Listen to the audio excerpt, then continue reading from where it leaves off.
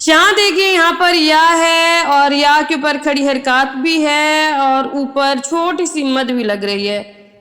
قرآن پاک پڑھتے ہوئے یہ کنفیوژن ہو جاتی ہے کہ ہم اس یا کو کیسے ادا کریں گے، کیونکہ پیچھے تنوین ہے، تنوین میں دو پیش ہے اور دو پیش کو کس طرح سے یا کے ساتھ ملانا ہے، یہ پریشانی ہو جاتی ہے۔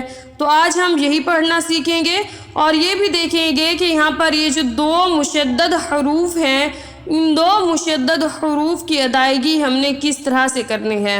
تو اینڈ تک ہمارے ساتھ رہیے گا۔ بسم اللہ الرحمن الرحیم۔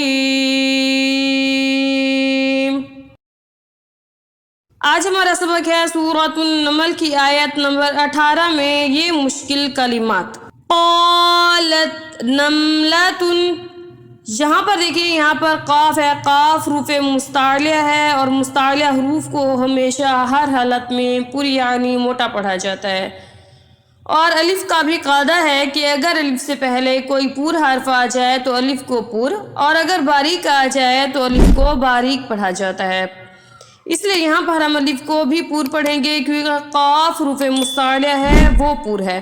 قالت نملۃ، یہاں پر دیکھیں یہاں پر میم ساکن ہے، میم ساکن کے بعد لام ہے، یہاں پہ اظہار شفوی ہے، اس لیے ہم یہاں پر کوئی غنہ نہیں کریں گے، سمپل نملتن پڑھیں گے۔ اور یہاں پر دیکھیں یہاں پر پہلے ہم ہجے کر لیتے ہیں کہ ہم نے ہجے کس طرح سے کرنا ہے۔ تا یا دو پیش تن، تن کی اگر ہم آواز نکالیں گے تو یہ غلط ہو جائے گا کیونکہ تنوین کے بعد یا ہے، یا حروف یرملون میں سے ہے، اور اگر حروف یرملون میں سے یا، نون، واو اور میم آ جائیں تو وہاں پر ادغام ہوتا ہے، یعنی تنوین ہو یا نون ساکن کوئی بھی چیز ہو ان کو ہم اگلے حروف کے اندر مدغم کر دیتے ہیں، یعنی ڈال کر پڑھتے ہیں۔ یہاں پر تنوین کی دو پیش ہے، اس لیے ہم اس تنوین کو یعنی دو پیش کو یا کے اندر ڈال کر پڑھیں گے۔ تا یا دو پیش تویں، یا کھڑا زبر یا۔ یہاں پر جو مد آپ کو نظر آ رہی ہے، یہ مد صرف اور صرف ہماری پہچان کے لیے ہوتی ہے کہ یہاں پر کون سی مد لگ رہی ہے اور ہم اس کو کتنا کھینچیں گے۔ اس کو ہم یہ کرتے وقت بالکل بھی نہیں ادا کریں گے، یعنی یہ جو مد ہے یہ صرف پہچان کے لیے ہے، ہم یوں نہیں پڑھیں گے کہ یا مد کھڑی زبر، اور اس کو کھڑی زبر بھی بالکل نہیں پڑھنا، کھڑا زبر، یہ کھڑا زبر، کھڑا زیر اور الٹا پیش ہوتے ہیں، ان تینوں کو کھڑی حرکات کہا جاتا ہے۔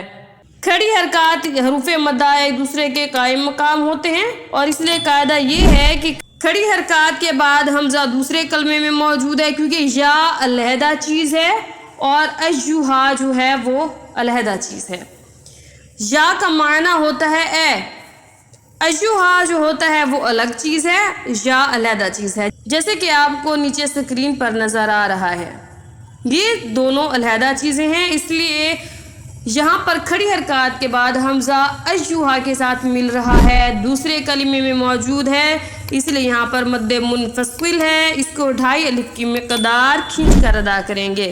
حمزہ یا زبر ای، یا ای، یا پیش یو، یا ایو، اور یہ جو ہا ہے اس کو سیدھا نون کے ساتھ ملائیں گے۔ یہ جو درمیان میں آپ کو 2 الف اور 1 لام، یہ 3 نظر آ رہے ہیں، یہ 3 بالکل خالی ہیں، ان کے اوپر کوئی حرکت نہیں ہے، نہ زبر ہے، نہ زیر ہے، نہ پیش ہے، نہ 2 زبر، نہ 2 زیر، نہ 2 پیش، نہ ہی کھڑی حرکات میں سے کوئی حرکت ہے، یہ بالکل خالی ہیں، اس لیے ان کو ہم نہیں پڑھیں گے، یہ تینوں کے تینوں حروف بالکل خاموش رہ جائیں گے۔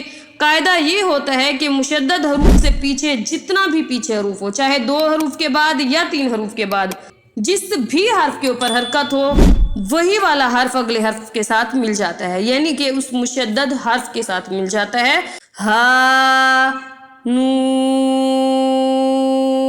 زبر ہن، یا ایہن، یہاں پہ نون مشدد ہے تو ہم یہاں پہ غنہ کریں گے، یعنی ناک میں آواز لے جا کر پڑھیں گے. یا ایھا النمل. اب یہ جو الف ہے یہ الف ہم نہیں پڑھیں گے، اس کو بالکل ہم خالی چھوڑ دیں گے. یا ایھا النمل. لام جو ہے اس کو سیدھا دال سے ملائیں گے. لدخلوا مساکنکم. اب میں دوبارہ اس کو پڑھ رہی ہوں، آپ بھی میرے ساتھ پڑھیے گا. قالت نملة